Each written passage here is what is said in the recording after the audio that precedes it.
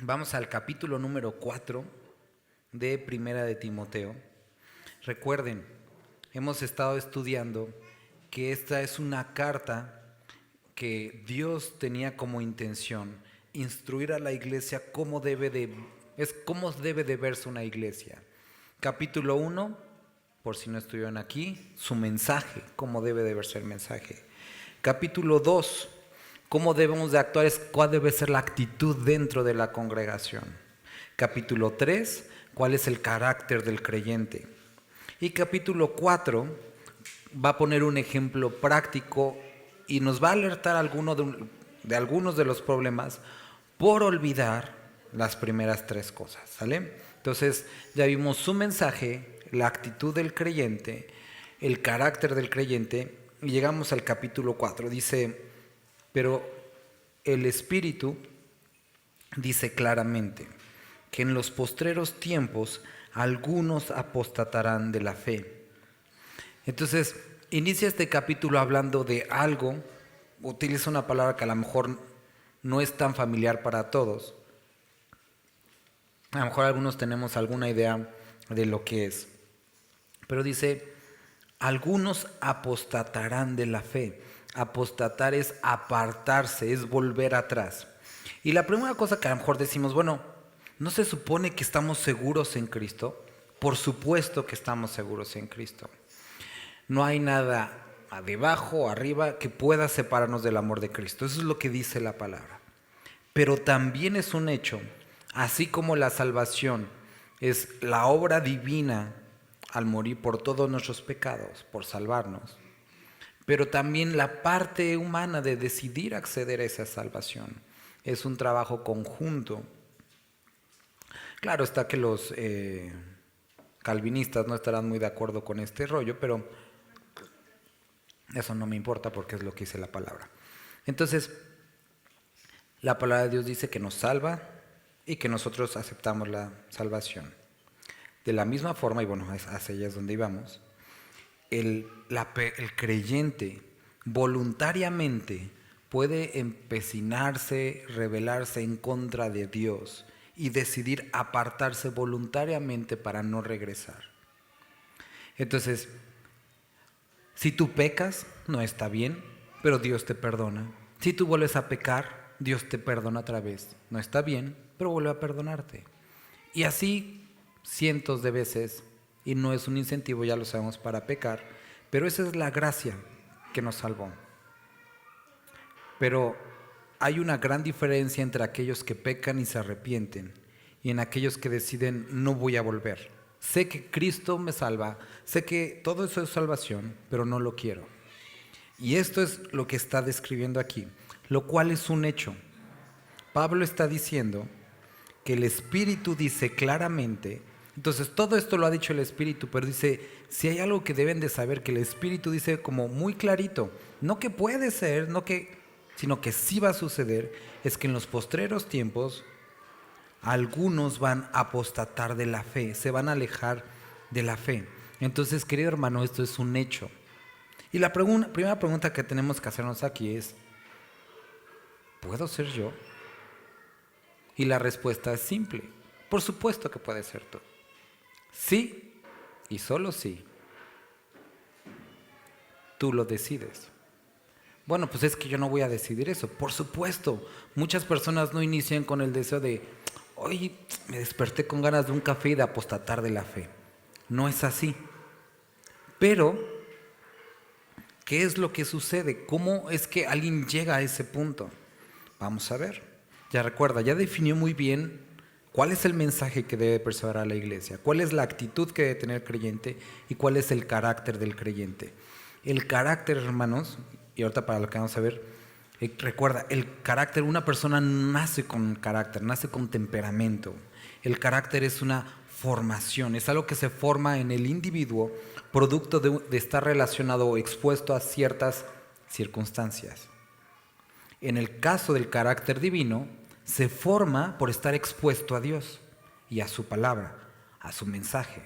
Por lo tanto, cuando un creyente no tiene el carácter que describe la palabra, La respuesta es sencilla, no está siendo expuesto a Dios y necesitamos exponernos a Dios.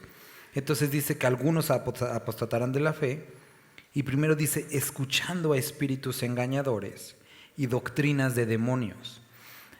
Ya leímos y estuvimos estudiando hace un par de meses las cartas de Juan.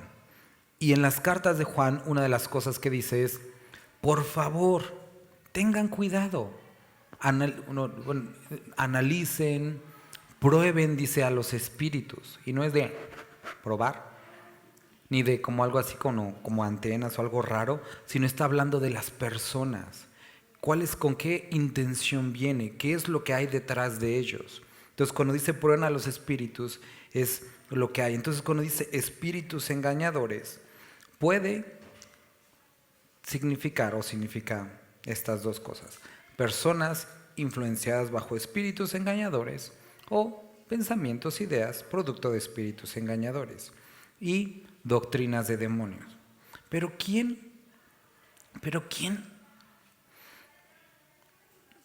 tiene más de 20 años de creyente? ¿A quién le tocó la película esta de Dejados Atrás? Armagedón, de esas, ¿no? Ya no somos muchos viejitos, pero era de esas películas que te ponían para asustarte y así como que desaparecían las personas. O sea, es una película, está padre, es como del rapto, pero es viejita.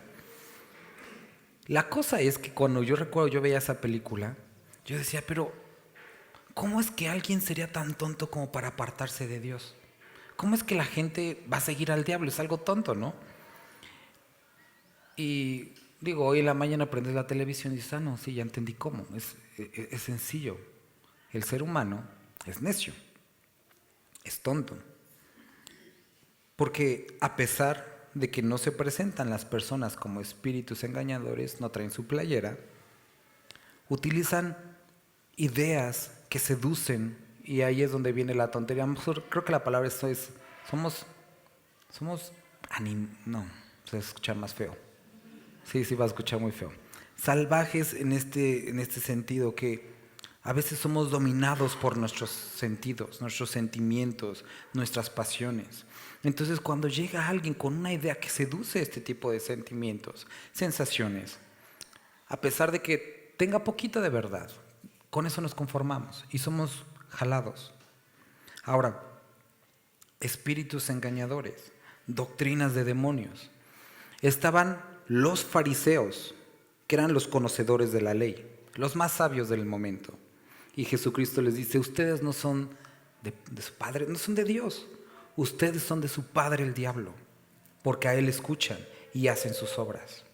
Entonces, estas doctrinas de demonios son doctrinas nacidas en el corazón de Satanás, transmitido a los hombres, que seducen parte, que les alimenta, que les gusta, embarradas con un poquito de verdad para que se pase rápido por la garganta y puede ser aceptada por el creyente. Estas doctrinas de demonios, estos espíritus engañadores, son aquellos que enseñan algo contrario al mensaje y contrario al carácter del creyente. Aquellas cosas que no es tan importante ni el carácter, ni el mensaje, ni la actitud del creyente, sino cómo lo hace sentir, lo que la hace tener, cómo lo hace ver. Y nos va a dar aquí un ejemplo. Dice, por la hipocresía de mentirosos, que teniendo cauterizada la conciencia, y esta cauterización llega cuando es expuesto una y otra vez a la mentira y que empieza a decir, pues yo creo que ya no está tan mal, y que prohibirán casarse y mandarán abstenerse de alimentos que Dios creó para que con acción de gracias participasen de ellos los creyentes y los que han conocido la verdad. Entonces describe a un grupo de personas que intercambian el mensaje, el carácter y la actitud, sumisión que vimos en el capítulo 2 que debe haber en el creyente, por obras. Y que a través de eso, aunque no hagas todo lo demás, aunque nada nazca de lo demás, no importa, mientras tú hagas estas obras. Porque, recuerda, el capítulo 3 no describe obras, sino resultado de una relación. Ojo con eso, o sea, no es que estemos como esforzándonos en nuestras propias fuerzas para obtener decoro, ¿no?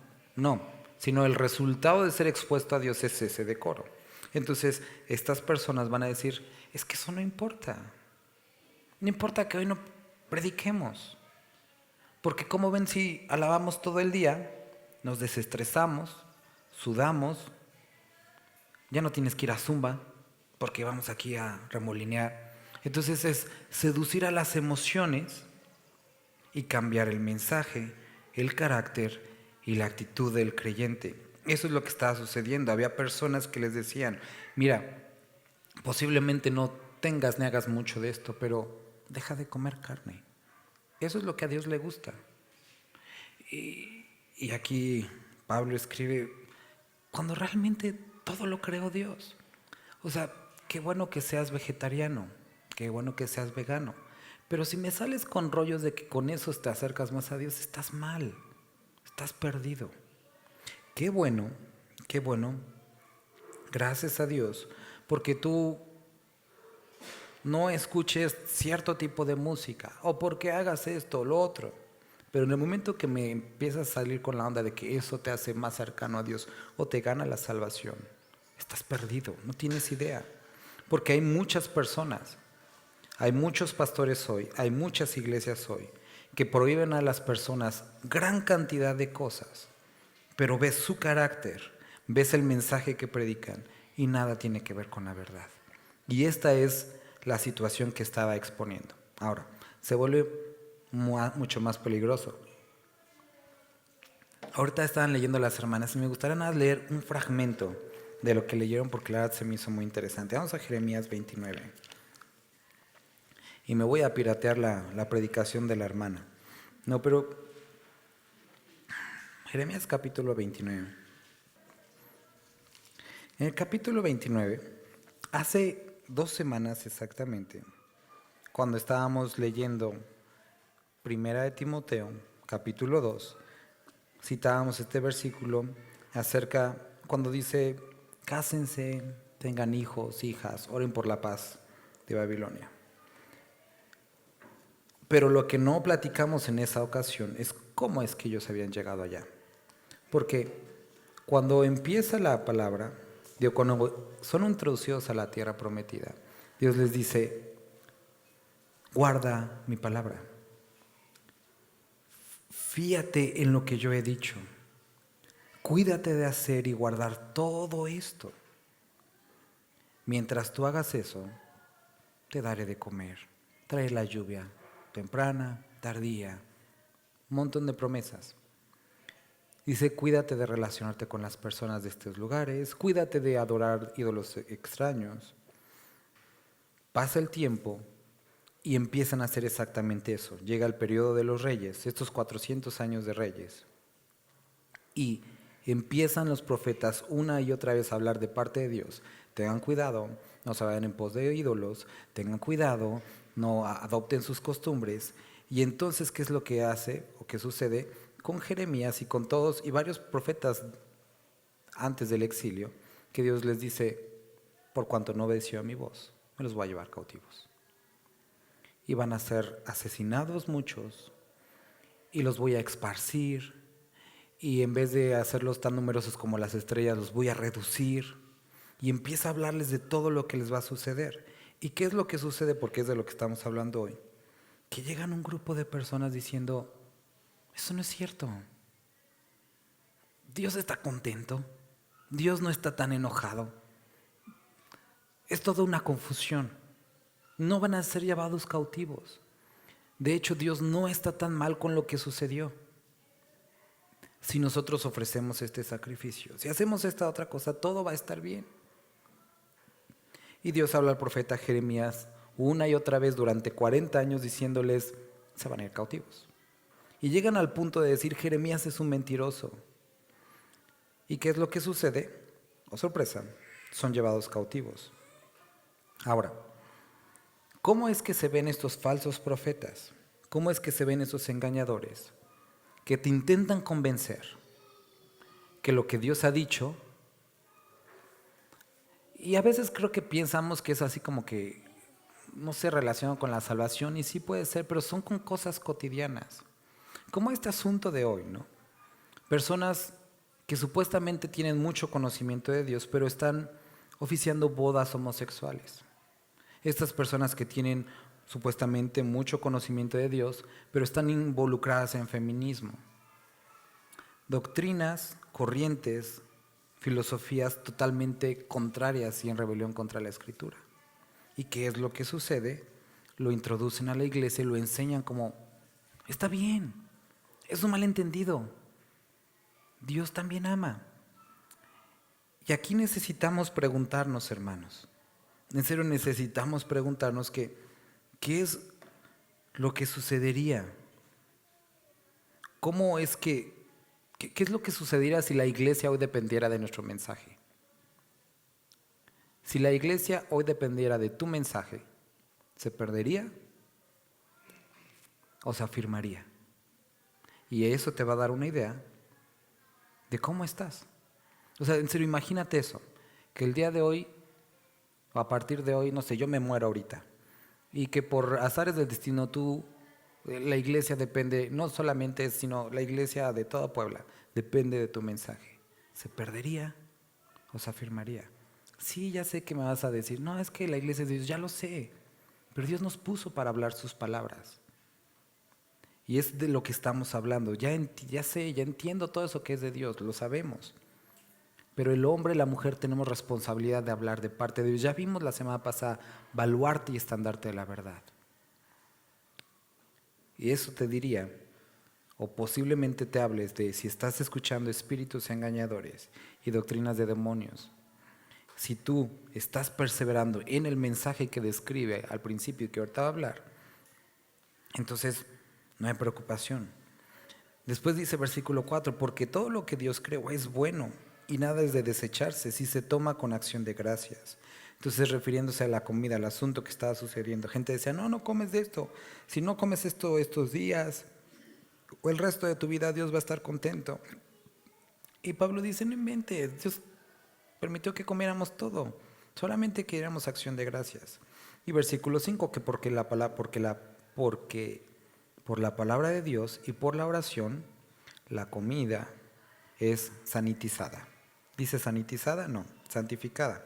Entonces, a veces tenemos esta idea medio rara de, ay, pues se ve medio peligroso el changarro pero pues vamos a orar y ya, con eso nos los comemos.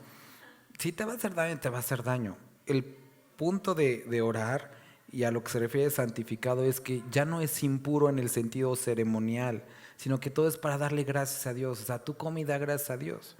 Digo, si trae tifoidea la comida, pues vas a andar un rato en el baño. La oración también es algo individual. No es como, ya está orada la comida, pues vamos a darle. Porque eso es una acción personal. Tú le das gracias a Dios por tu comida. Tú comiste, tú vas a comer, gracias a Dios por la comida. Si otro oró, él dio gracias, no tú. Entonces tú ora por tu comida, ¿no? Entonces dice que la comida por la oración es santificada. Entonces es apartada, es una forma en la que podemos dar gracias por eso. Versículo 6. Si esto enseñas a los hermanos, serás un buen ministro de Jesucristo. ¿Qué es un ministro? No es únicamente los pastores. Un ministro es, o aplica la palabra servidor, representante de Jesucristo. Entonces aplica a todos nosotros. Si esto enseñamos, lo que acabamos de ver y lo que vamos a ver, vamos a ser buenos ministros de Jesucristo. Primero, nutridos con la palabra de la fe y de la buena doctrina que ha seguido. Eso es algo muy importante. La doctrina sí importa. Hoy muchas iglesias dicen, es que eso es la doctrina sí importa. Importa muchísimo. La doctrina, la palabra de Dios, es lo que nos dejó para poder conocerlo. Y si lo pasamos a un segundo término y ponemos por encima de la doctrina la experiencia, estamos perdidos. Porque la experiencia es subjetiva, la doctrina no lo es. ¿Sí me entiendes, hermano? Eso es algo importante. No, es que yo la verdad una vez sentí que Dios... Tú sentiste, hermano. Y puede ser que a lo mejor sí. Pero si vamos a guiarnos por algo es la doctrina.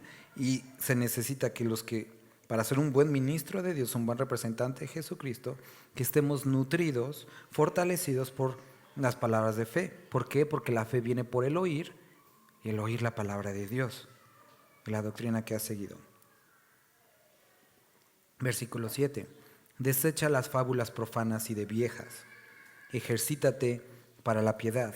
Y cuando dice fábulas profanas y de viejas, no habla solo del TV Notas, sino que no nos enredemos en todas estas fábulas profanas. Son aquellas que incluso hablan en contra de la verdad.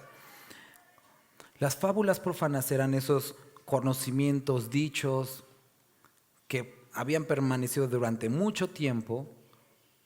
Por ejemplo ¿no? Que a veces lo hacemos de risa, pero que muchos sí creen, ¿no? De ayúdate que yo te ayudaré. Entonces, esa es una de estas cosas que muchas personas tienen la idea. O como la onda de declarar, también es exactamente lo mismo, es algo totalmente místico, algo totalmente metafísico que nada tiene que ver con la verdad. Y dice, con ese tipo de cosas, con ese tipo de fábulas antiguas, no importa cuántos confíen o crean en ellas, si no es la palabra, apártate de estas fábulas profanas y de viejas. Y dice, ejercítate para la piedad. Más adelante nos va a decir que de gran ganancia es la piedad con contentamiento. Entonces primero nos introduce la piedad. ¿Qué es la piedad? Todos aquellos actos que recuerdan, que demuestran, que visibilizan a Dios en nuestra vida. Que cuando tú, por ejemplo, le ofreces a alguien algo, reflejas bondad. Que cuando tú saludas, reflejas gentileza. Que cuando tú das un lugar, reflejas amabilidad. Cada una de las características o parte del carácter que vimos anteriormente, que es el carácter de Cristo. Entonces, aquí nos dice, ejercítate para la piedad. Eso quiere decir que te pongas en una condición en la que te esfuerces para poder hacer esto. Hermano, es que yo a veces no siento mucho. Pues sí, es obvio, no lo vas a sentir jamás, porque somos unos egoístas. Y estaba hablando con los hermanos y uno de los hermanos de Artesia le preguntaba a la hermana, a otra hermana, que cómo podríamos relacionarnos o qué es lo que les interesa hoy el día a los jóvenes, no a todos, pero a la mayoría. ¿Qué es lo que les interesa a los jóvenes hoy? Y la hermana dice, fácil, ellos mismos. Otra vez, hermana, ellos mismos. Y sí dije, no, pues es cierto, ¿verdad? Sí, ellos mismos. Eso es algo no solamente de los jóvenes, sino de la sociedad de hoy. ¿Qué le interesa a la sociedad? Ellos mismos, nada más. Y si algo les beneficia a ellos mismos, eso les interesa. Pero aquí nos dice que nos ejercitemos para la piedad, para reproducir aquello que Jesucristo hizo en medio de nosotros. Esto es un ejercicio. ¿No lo vas a sentir? Probablemente al principio no, porque somos carnales y egoístas, eso era el comentario. Pero ¿qué es lo que tenemos que hacer? Ya lo hemos aprendido. Donde está nuestro tesoro, ahí va nuestro corazón. Entonces, si tú lo decides y empiezas a ejercitarse en eso, las emociones van a acompañar, tarde o temprano. Entonces, ejercítate para la piedad. Ahora, porque el ejercicio corporal para poco es provechoso, pero la piedad para todo aprovecha, pues tiene promesa de esta vida presente y de la venidera. Creo que en el campamento muchos de los servidores nos dimos cuenta que el ejercicio corporal sí es algo provechoso, ¿no? Más cuando nos dieron, bueno, hay un rumor de que nos dieron una arrastrada a los jóvenes, pero no es cierto.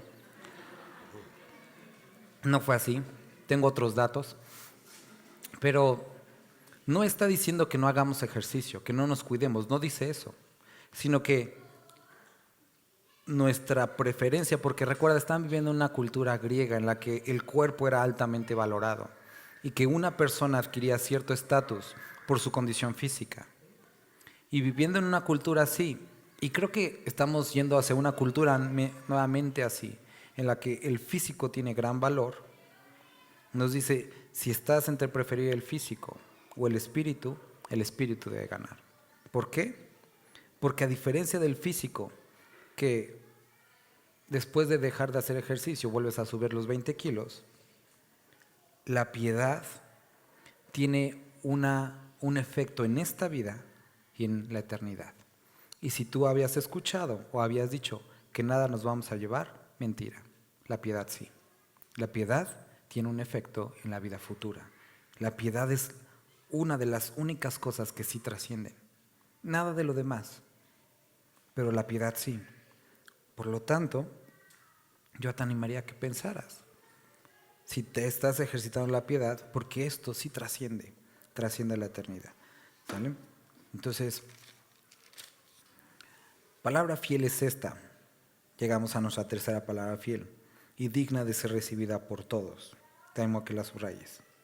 Que por esto mismo trabajamos y sufrimos oprobios, porque esperamos en el Dios viviente, que es el Salvador de todos los hombres, mayormente de los que creen. Vuelvo a leerlo.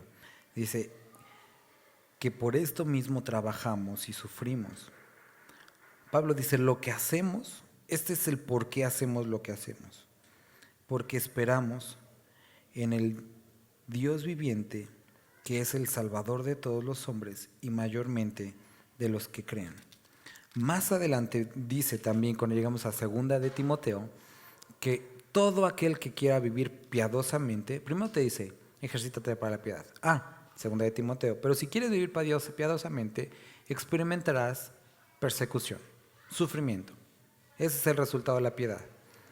Pero aquí nos dice, y sufrimos lo que sufrimos, ¿por qué? Porque el Dios viviente, que es el Salvador de todos los hombres, mayormente de los que creen, porque tenemos una esperanza. Porque a pesar de que hay muchos diciendo que que Cristo no vuelve pronto, que Él no dijo lo que dijo, que no enseñó lo que enseñó, nosotros sí creemos en Él. Y eso es algo muy importante, hermanos, porque el único pecado por el cual una persona es condenada a la eternidad en el lago de fuego, el único es por no creer en el Hijo, en el nombre de Cristo Jesús. Eso es lo que describe la palabra, Juan 16:8, Juan 3:19. Eso es lo que describe, Juan 3:19, y esta es la condenación, que la luz vino al mundo y los hombres amaron más las tinieblas. Porque también Cristo dijo que pagó por todos los pecados. Todos los pecados están pagados. Pero también habló de algo imperdonable, de hacer burla acerca de la obra del Espíritu Santo, que es el pecado imperdonable, cuando la persona voluntariamente decide volver atrás, que es lo que definimos al principio, apostasía. Entonces el problema es no creer.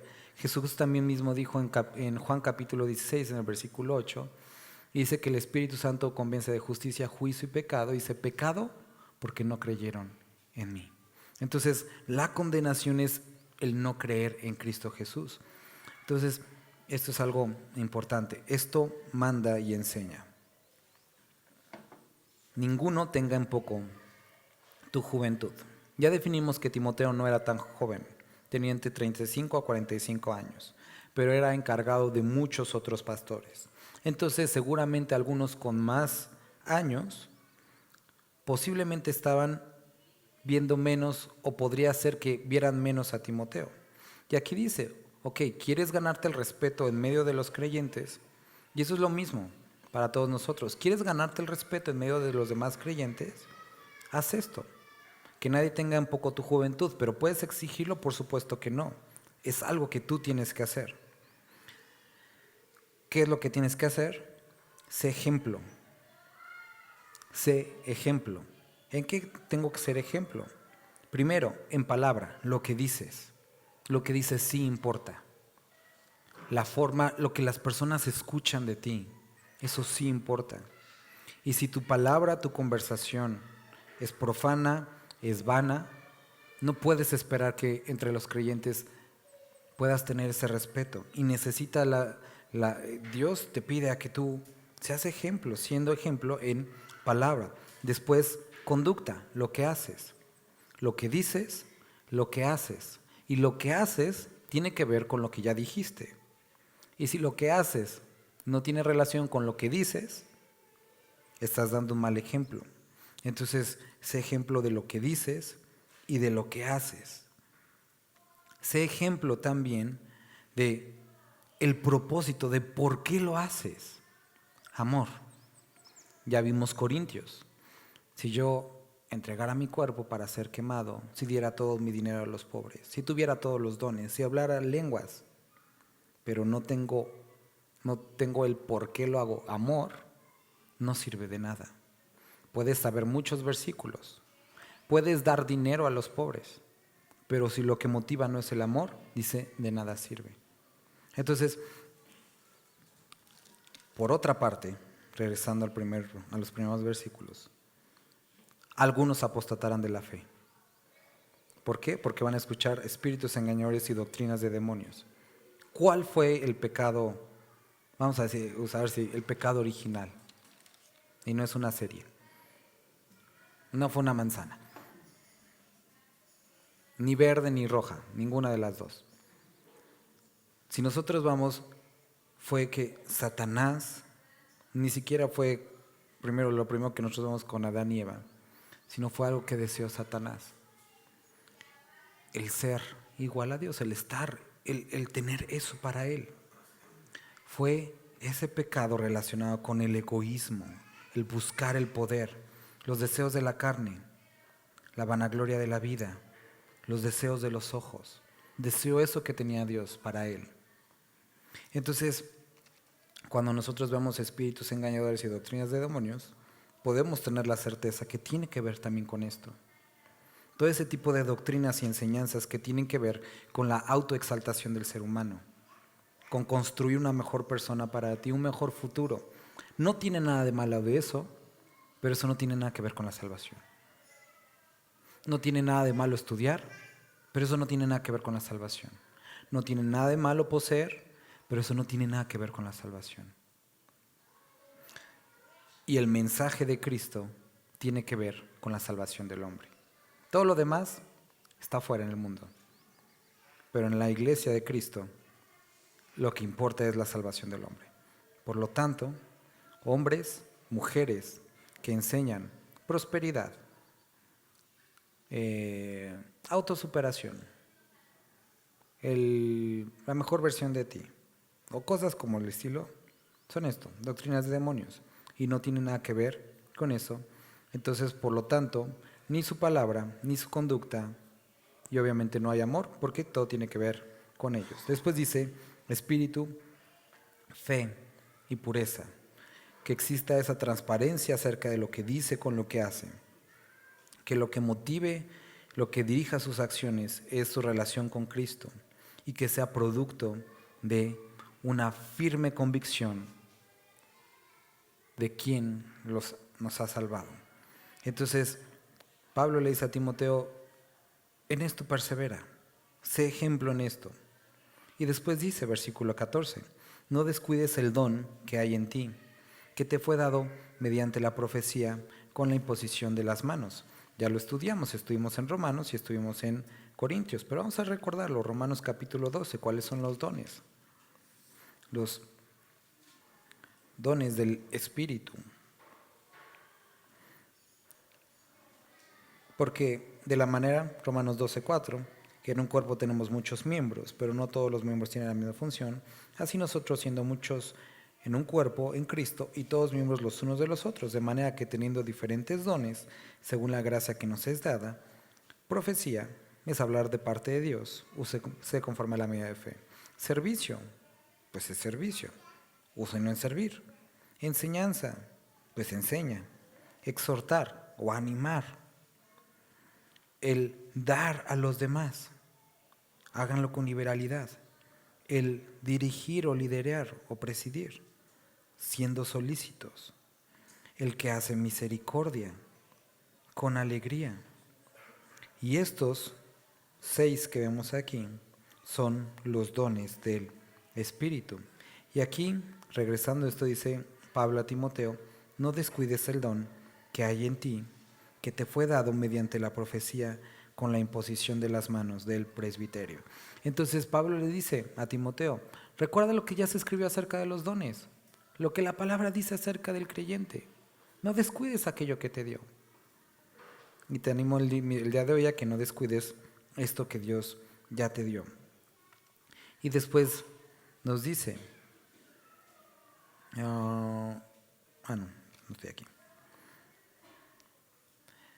Versículo 15, ocúpate de estas cosas, permanece en ellas, para que tu aprovechamiento sea manifiesto. Versículo 13, en tanto que voy, ocúpate de la lectura, lo que hice ahorita, exhortación cuando nos animamos y enseñanza también lo que estamos haciendo ahorita. Leer, enseñar, animar. Leer para ti, enseñar hacia los demás y animar, resultado de estar perseverando en la palabra. Y después, no descuides el don que hay en ti. Ocúpate en estas cosas, permanece en ellas, para que tu aprovechamiento sea manifiesto a todos. Ten cuidado de ti mismo y de la doctrina. Persiste en ello, pues haciendo esto te salvarás a ti mismo y a los que te oyeren. Entonces Pablo dice, primero, ten cuidado de cómo estás viviendo. Ten cuidado de ti mismo. Y entonces es la misma pregunta. Si la iglesia dependiera de mis oraciones y de mi enseñanza, ¿cómo estaría la iglesia? El día de ayer me quedé muy satisfecho por el trabajo que desarrollaron muchos hermanos. La verdad estaba muy agradecido con Dios por verlo, ¿no? Y viendo esto, me preguntaba si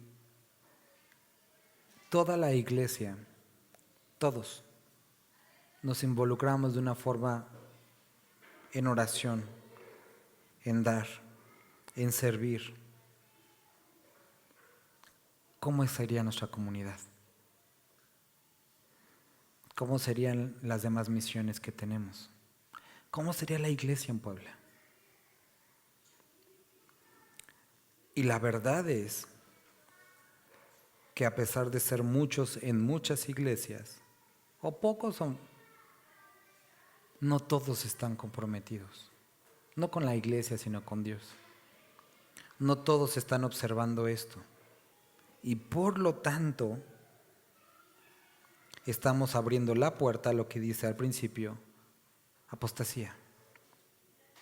Porque como no muchos estamos comprometidos con Dios, porque no muchos estamos perseverando en la doctrina, en las oraciones, en la enseñanza, es fácil para el enemigo seducir corazones. Porque tienes que saber que si tú no alimentas al espíritu, la carne se fortalece. Y cuando te le avientan un buen pedazo de carne a la carne, pues se fortalece más y es atraída. Entonces, por eso aquí Pablo está escribiendo como una advertencia a Timoteo, ten cuidado de ti mismo, porque a pesar de ser tú, Timoteo, pastor de varios pastores, no estás exento de poder caer en aquello de lo cual te estoy advirtiendo, apostasía. Y si tú te cuidas leyendo la palabra, orando, animando a otros, enseñándola, te vas a cuidar tú y vas a salvar a los que te escuchan. Porque cuando un creyente está perseverando en Dios, puede ser y se convierte en un medio, en un canal, para que Dios actúe sobre la vida de los demás. Cada uno de los que están aquí son producto, obviamente, de la obra renovadora y transformadora de Dios, pero del esfuerzo de algún creyente que se tomó el tiempo de decirte, oye, me gustaría hablarte de Jesús. Me gustaría orar por ti.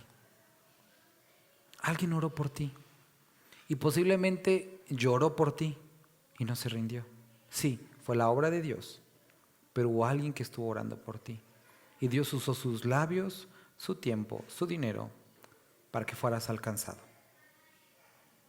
Allá afuera hay muchas personas esperando a creyentes que se comprometan con Dios y que puedan ser ese medio. Aquí mismo habemos muchos que nos necesitamos los unos a los otros. Muchos con tristeza, muchos con problemas. Y Dios utiliza al creyente para ayudar al creyente. Dios utiliza al creyente para salvar al impío. Somos nosotros. No se trata de nosotros. pero Dios nos usa a nosotros. ¿Por qué? Así le plació. ¿Habría una forma más eficiente? Por supuesto. Pero a Dios le gusta lo complicado. Le gustan las tareas difíciles, para que su poder se muestre en nuestra debilidad. Vamos a orar. Y yo te animo, pueden repartir, hermanos, vamos a tomar la cena del Señor. Y creo que es un momento perfecto para que, si tú no has estado, o si hay algún área en la que no has rendido a Dios, puedas el día de hoy ponerte a cuentas y decir: Dios, a lo mejor incluso puede caber la posibilidad de que ni siquiera es algún pecado en específico. Simplemente es que te has distraído mucho con esta vida. Puede ser que sea desinterés, puede ser que sea incluso desánimo, pero cualquiera que sea la situación, Dios puede transformar eso en tu vida. Vamos a tomarnos un momento, vamos a orar todos y ponernos a cuentas con Dios, ¿vale? Vamos a orar. Padre, gracias te damos porque podemos tener la certeza que tú nos escuchas. Padre, te rogamos perdón por nuestros pecados y te suplicamos que nos ayudes, Padre. Y danos las formas, los medios para poder servirte, Dios. Aquellos que sirven de alguna u otra forma, Dios, continúa animando su corazón. Aquellos que desean, pero que no han encontrado la forma, muéstrales, Padre, en dónde y cómo tú los has llamado. Aquellos también que no quieren, Padre, convéncelos. Padre, estamos aquí, Padre, como un grupo de creyentes que queremos amarte, queremos servir y te rogamos que tú nos ayudes. También el día de hoy, Padre, queremos agradecerte por el sacrificio que hiciste por nosotros, porque por tu sangre fuimos todos redimidos. Bendito eres, Dios. Amén.